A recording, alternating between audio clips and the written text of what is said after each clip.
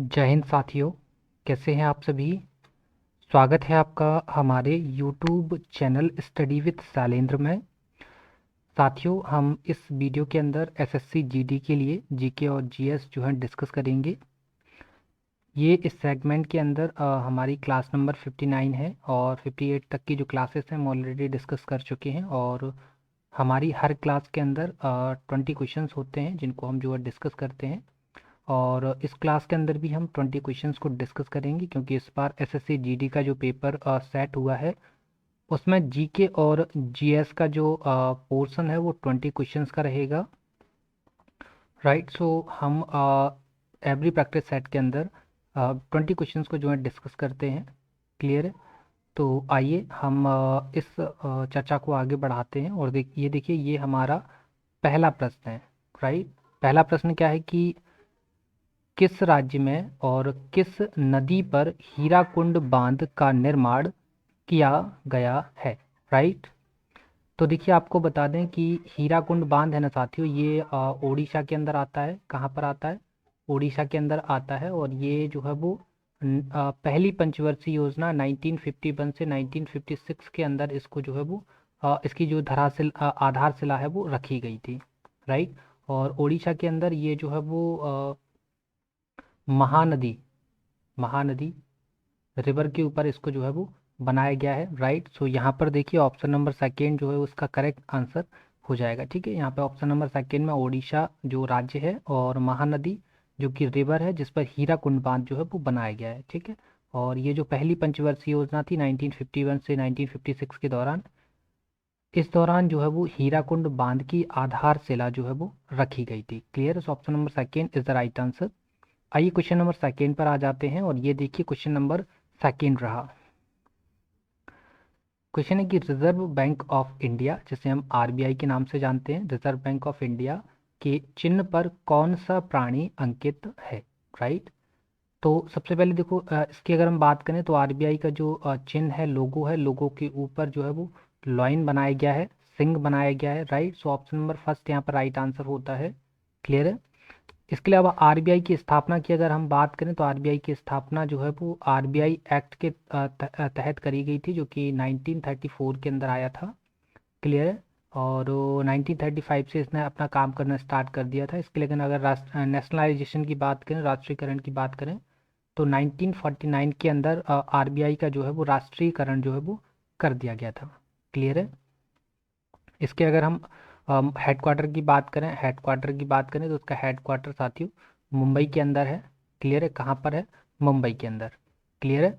आइए question number 3 को हम डिस्कस करते हैं। और ये देखिए क्वेश्चन नंबर 3 है।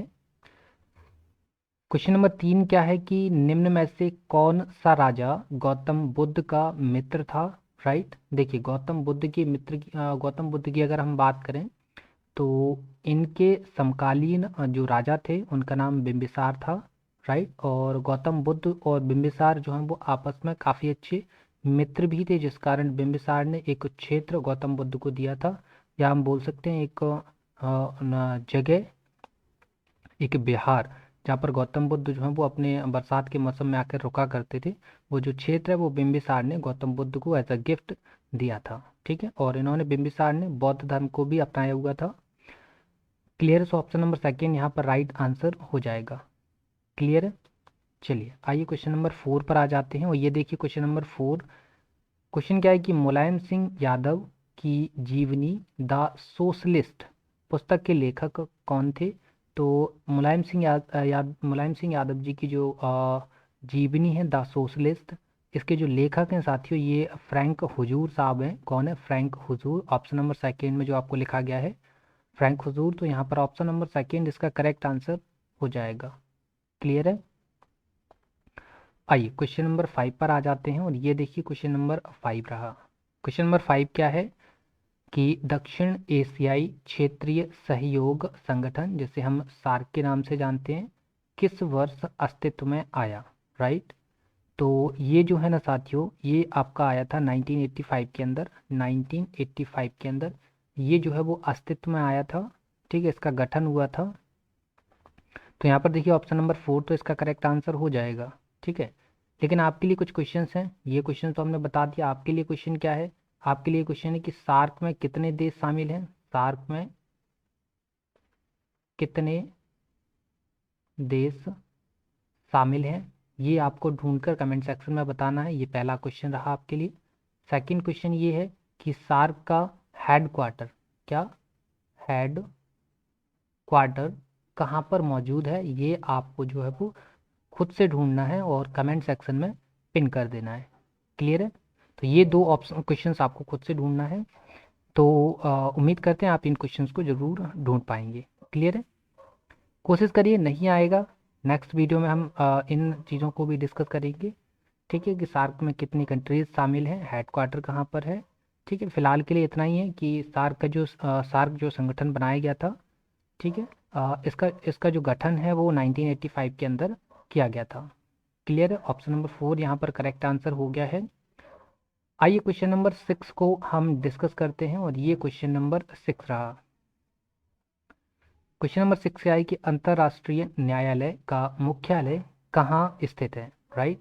तो देखिए, अंतर्राष्ट्रीय न्यायालय जो है, इसका गठन 1945 के अंदर किया गया था। 1945 में जब हम यूनाइटेड नेशंस का गठन करते हैं, तो उसी के साथ ही अंतर्राष्ट्रीय न्यायालय की स्थापना भी हो जाती है। और इसकी स्थापना जो है साथियों, ये नीदरलैंड के अंदर होती है। कहाँ पर होती है? नीदरलैंड के अंदर एक जगह पड़ती है, द हैग में साथियों अंतर्राष्ट्रीय न्यायालय का जो है वो मुख्यालय है, और यहाँ पर अंतर्राष्ट्रीय न्यायालय की स्थापना करी गई थी। क्लियर है? और प्रेजेंट में भारत जो है वो इसका अस्थायी अध्यक्ष भी है। ठीक है, सॉरी, इसमें जो भारत जो है वो, भारत का जो कार्यकाल है वो 2 साल का होता है। ठीक, 2 से 3 साल के अंदर इसमें जो जजेस हैं वो बदलते रहते हैं। क्लियर है? द हेग में इसका मुख्यालय है। क्लियर है? कभी अंतर्राष्ट्रीय न्यायालय को लेकर हम और भी ब्रीफ में डिस्कशन करेंगे, वो स्पेशल वीडियो रहेगा। वो सीरीज़ भी हम जल्दी चालू करेंगे, जिसमें हम अंतर्राष्ट्रीय संस्थाओं के बारे में बात करेंगे, और उनके जितने भी काम होते हैं, काम करने का क्राइटेरिया होता है, उनका जो टेन्योर होता है, उन चीज़ों को लेकर भी हम डिस्कशन करेंगे। क्लियर? क्वेश्चन नंबर 6 आपको समझ में आ गया होगा। ऑप्शन नंबर सेकंड इसका करेक्ट आंसर हो जा रहा है। क्वेश्चन नंबर 7 को हम डिस्कस करेंगे, और क्वेश्चन नंबर 7 आपको दिख रहा होगा, क्या है, चलिए पढ़ते हैं। निम्न में से कौन सी ट्रॉफी क्रिकेट से संबंधित नहीं है। राइट? सो देखिए, रोहिंगटन भेरिया ट्रॉफी ये क्रिकेट की है। दिलीप ट्रॉफी तो आप जानते हैं काफ़ी ज़्यादा पॉपुलर है। चार मीनार चैलेंज कप, ये तीनों की तीनों जो है साथियों, ये क्रिकेट की हैं। ठीक है, लेकिन इसमें ये बताना है कि ऐसी कौन सी ट्रॉफी है जो क्रिकेट से रिलेटेड नहीं है। तो थॉमस कप जो है साथियों, ये क्रिकेट से रिलेटेड नहीं है, ये बैडमिंटन का है। ठीक है, किसका है? बैडमिंटन की ट्रॉफी है, या बैडमिंटन का कप है।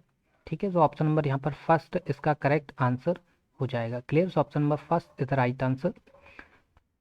क्लियर है? जिसमें आप बैडमिंटन में तो आपने भारत के चर्चित नाम भी सुने होंगे, सानिया नेहवाल का, तो वो जो है वो बैडमिंटन खेलती हैं। Clear? Option number 7, question number 7 आपका कंप्लीट होता है। आइए क्वेश्चन नंबर 8 को हम डिस्कस करते हैं, और ये देखिए क्वेश्चन नंबर 8 आ गया। क्वेश्चन नंबर 8 क्या है साथियों? क्वेश्चन नंबर 8 है कि गगन नारंग किस खेल से संबंधित है। राइट? सो देखिए साथियों, गगन नारंग जी जो है वो निशानेबाजी से रिलेटेड है। ठीक है, किससे रिलेटेड है? निशानेबाजी से। तो यहाँ पर ऑप्शन नंबर फर्स्ट इसका करेक्ट आंसर हो जाएगा। क्लियर है?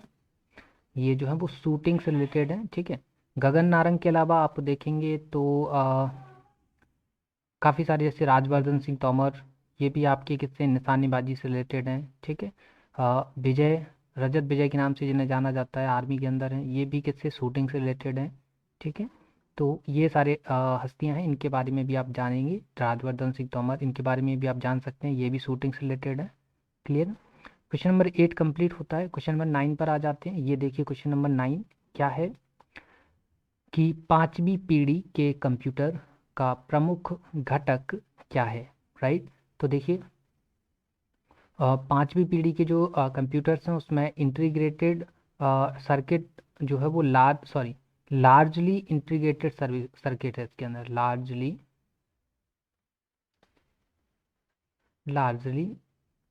Integrated circuit. ठीक है, ये जो है वो प्रेजेंट में तो खैर अभी आपकी 11th जनरेशन चल रही है, लेकिन 5वीं पीढ़ी का जो है वो ये एल आई सी जिसे हम बोलते हैं लार्जली इंटीग्रेटेड सर्किट, ये इसका प्रमुख कंपोनेंट है। क्लियर, ऑप्शन नंबर सेकेंड इसका करेक्ट आंसर होगा। क्लियर है। आइए, ऑप्टिकल फाइबर की बात करें साथियों, तो ऑप्टिकल फाइबर तो आपका इंटरनेट से जुड़ा हुआ टर्म है, ठीक है, क्योंकि इसमें ऑप्टिकल फाइबर के थ्रू ही जो है वो इंटरनेट की सर्विस प्रोवाइड होती है। ठीक है। पहले इंटीग्रेटेड सर्किट का भी यूज़ किया जाता था कंप्यूटर्स के अंदर। ठीक है। तो आइए अब क्वेश्चन नंबर 10 पर आ जाते हैं। क्वेश्चन नंबर 10 क्या है कि बंगाल का शोक किसे कहा गया है, राइट। तो देखिए, बंगाल का शोक कहा गया है साथियों दामोदर रिवर को। किसको कहा गया है? दामोदर रिवर को। ठीक है। इसकी वजह से क्या है, काफ़ी ज़्यादा बाढ़ग्रस्त क्षेत्र का निर्माण हो जाता है, क्योंकि इसके अंदर क्या है कि ये जो है वो जब बरसात का मौसम आता है तो काफ़ी ज़्यादा फैल जाती है। ठीक है। फैलने के कारण ये जो है वो बंगाल के अंदर काफ़ी ज़्यादा जल का फैलाव कर देती है। ठीक है। इससे बंगाल का शोक कहा जाता है। सिमिलर ऐसी आप बिहार की बात करें, ये तो बंगाल का शोक हो गया। अगर आप बिहार के शोक की बात करें, बिहार का शोक, तो बिहार का शोक बोला जाता है कोसी रिवर को। किसको बोला जाता है? कोसी रिवर को, राइट। कोसी रिवर को जो है वो बिहार का शोक बोला जाता है। इसके अलावा उड़ीसा का शोक बात करें, उड़ीसा का शोक, तो उड़ीसा का शोक बोला जाता है साथियों महानदी को। किसको बोला जाता है? महानदी रिवर को। ठीक है। क्लियर है। तो यहाँ पर बंगाल का शोक किसे बोला जाएगा? दामोदर का नदी को। तो ऑप्शन नंबर फर्स्ट यहाँ पर करेक्ट आंसर हो गया है। क्लियर है। आइए क्वेश्चन नंबर 11 पर आ जाते हैं, और ये देखिए क्वेश्चन नंबर 11।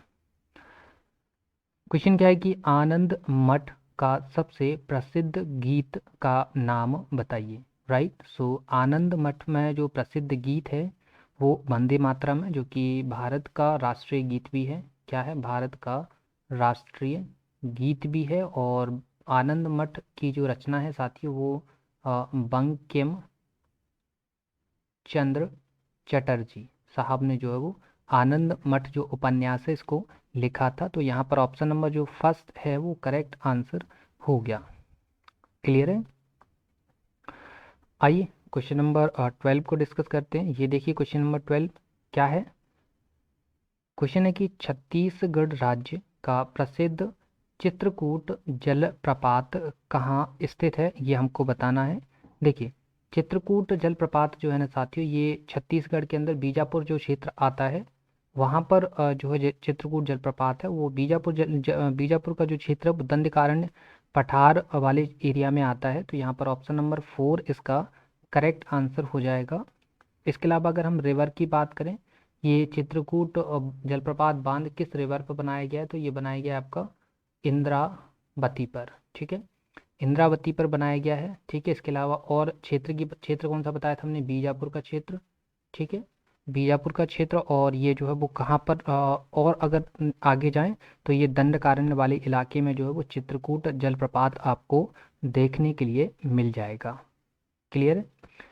वैसे अगर एक और बात करें तो चित्रकूट जो है वो एक स्थान भी है जो कि उत्तर प्रदेश के अंतर्गत आता है।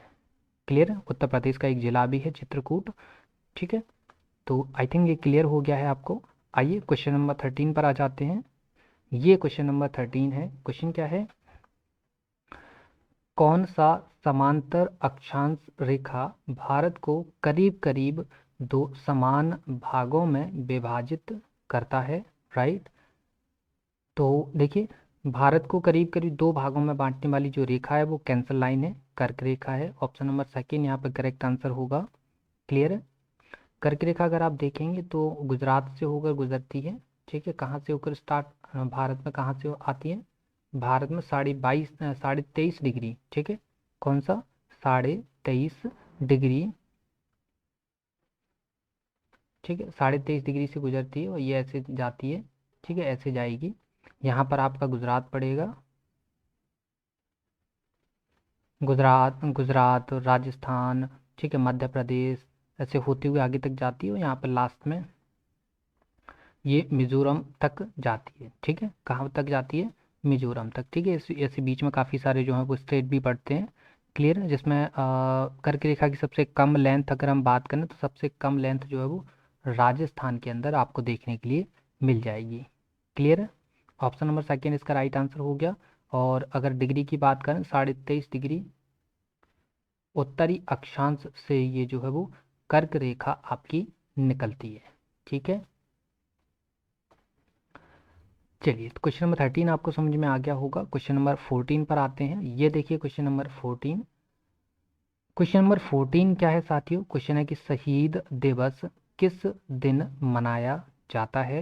राइट, सो देखिए शहीद दिवस मनाया जाता है उस दिन जिस दिन मृत्यु हुई थी किसकी, किसकी हुई थी मृत्यु? महात्मा गांधी जी की। ठीक है, महात्मा गांधी जी की जिस दिन डेथ होती है उस दिन शहीद दिवस को मनाया जाता है। और इनकी मृत्यु कब हुई थी?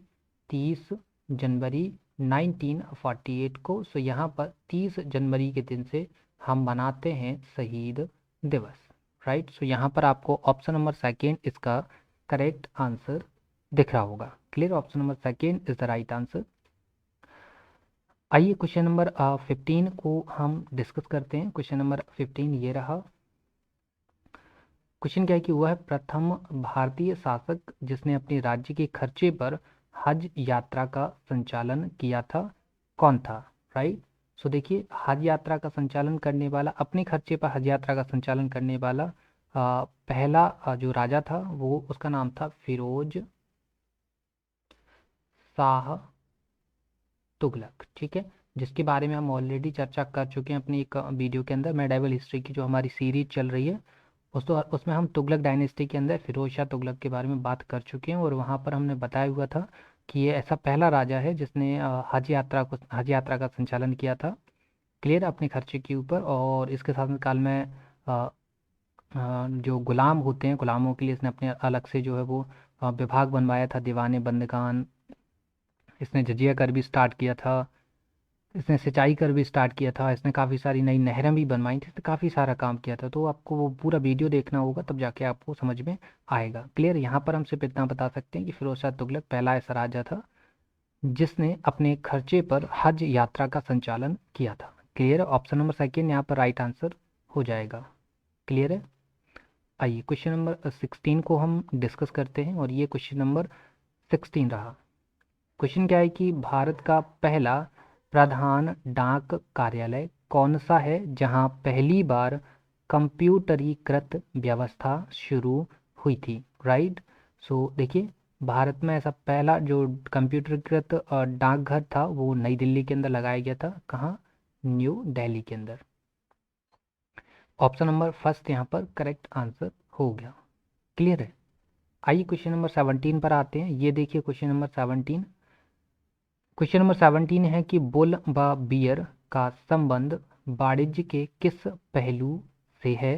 राइट, ये हमको बताना है। देखिए बुल और बियर जो है ना, ये बुल और बियर ये जो दो टर्म्स है ना, ये दोनों के दोनों टर्म्स साथियों ये शेयर मार्केट के टर्म्स हैं। शेयर मार्केट के टर्म्स हैं जिसमें बुल का मतलब होता है हाई, ठीक है, और बियर का मतलब होता है लो। ठीक है, और ज़्यादा डिस्कस करेंगे नहीं, ये नॉर्मल सी चीज़ समझ लीजिए, बुल का मतलब हाई और बियर का मतलब लो। क्लियर, ऑप्शन नंबर 3 यहाँ पर करेक्ट आंसर हो गया। आइए क्वेश्चन नंबर 18 पर आ जाते हैं। ये देखिए क्वेश्चन नंबर 18। क्वेश्चन क्या है कि भारतीय वानस्पतिक, जैसे हम इंडियन बोटोनिकल गार्डन भी कहते हैं, इसका मुख्यालय कहाँ है ये हमको बताना है। ठीक है, तो इसका मुख्यालय भारतीय वानस्पतिक, जैसे हम इंडियन बोटोनिकल गार्डन भी बोलते हैं, इसका मुख्यालय साथियों कोलकाता के अंदर है। ठीक है, सो ऑप्शन नंबर 3 इसका करेक्ट आंसर हो जाएगा। क्लियर है, चलिए तो क्वेश्चन नंबर 19 देखें। ये क्वेश्चन नंबर 19 रहा। क्वेश्चन है कि सुब्रोतो कप किस खेल से संबंधित है? राइट, सो साथियों सुब्रोतो जो कप है वो फुटबॉल का फुटबॉल की एक प्रतियोगिता है, उसका एक कप है। ठीक है, सो ऑप्शन नंबर 4 यहाँ पर आप देखेंगे, कुछ ऑप्शन नंबर 4 इसका करेक्ट आंसर हो जाएगा। क्लियर है, आइए क्वेश्चन नंबर 20 को डिस्कस करते हैं जो कि हमारा लास्ट क्वेश्चन है।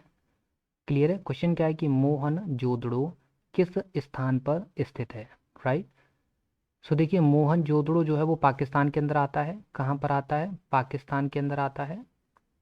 और पाकिस्तान के सिंध प्रांत के अंदर आपको मोहनजोदड़ो देखने के लिए मिल जाएगा, जहाँ पे मोहनजोदड़ो का जो अर्थ होता है, इसका अर्थ होता है साथियों मृतकों का टीला। और इसकी जो खोज है वो 1922 के अंदर करी गई थी, और खोज करी थी राखाल दास बनर्जी ने। ठीक है, ये हम चीज़ें आपके साथ डिस्कस कर चुके हैं, और इसका वीडियो ऑलरेडी हमारे चैनल पर पड़ा हुआ है। एंशियंट हिस्ट्री की जो प्लेलिस्ट है उसके अंदर आपको ये इसका वीडियो जो है वो देखने के लिए मिल जाएगा। क्लियर है? तो देखिए जो भी टॉपिक हम करा चुके हैं उनसे रिलेटेड अगर यहाँ पर क्वेश्चन है तो वो आपको समझ में आ रहे होंगे, अगर आपने वो वीडियोज़ जो हैं देखे हैं। अगर नहीं देखे हैं तो आप जाकर देख लीजिए। क्लियर है? तो ये हमारे 20 क्वेश्चन थे। इसका ऑप्शन नंबर फर्स्ट इसका करेक्ट आंसर है। क्लियर है?